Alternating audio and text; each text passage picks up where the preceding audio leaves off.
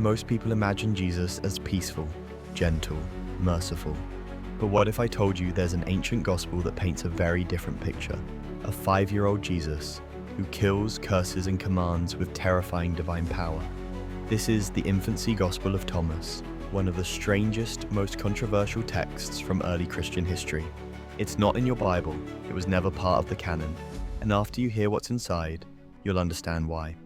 Let's dive into one of the wildest chapters in the story of lost gospels and forgotten visions. It begins like this. Jesus is 5 years old. He's playing by a stream.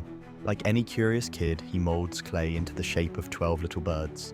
But it's the Sabbath, and that kind of work is forbidden. Some boys run to Joseph, telling him what Jesus did. Joseph confronts his son. And what does Jesus do? He claps his hands. And the birds take flight. It sounds innocent enough, miraculous even, but things escalate quickly. A man nearby sees the fountain Jesus made and tries to drain it. Jesus turns, eyes burning with rage, and calls him a godless ignoramus. Then, with a word, Jesus strikes him down.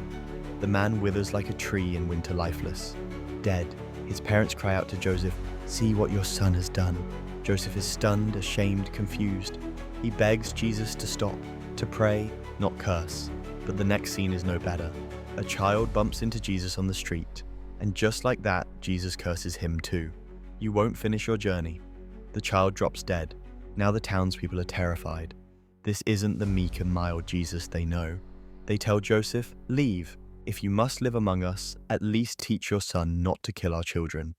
Joseph scolds Jesus, but Jesus doesn't apologize. Instead, he says, "You don't know who I am.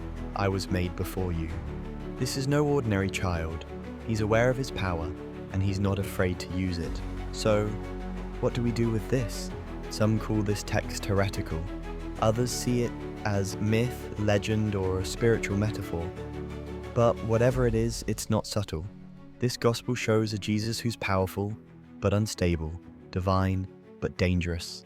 And the story continues. Jesus goes to school. His teacher tries to teach him letters. Jesus replies, "Tell me the power of the A, and I'll tell you the power of the B." The teacher strikes him. Jesus curses him. He dies on the spot. Wherever Jesus walks in this text, miracles follow, but so does fear. He raises a dead boy to prove his innocence. He heals the blind, the lame, the sick. But anyone who crosses him faces judgment. This version of Jesus seems more like a young God struggling to harness limitless power than the gentle teacher of the Gospels. And maybe that's the point. The Infancy Gospel of Thomas was likely written in the 2nd century long after the canonical Gospels.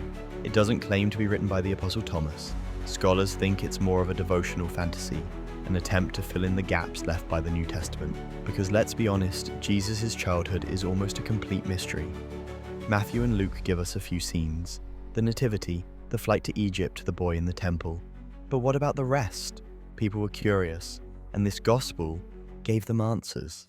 Not necessarily true answers, but imaginative ones. So what is this text really?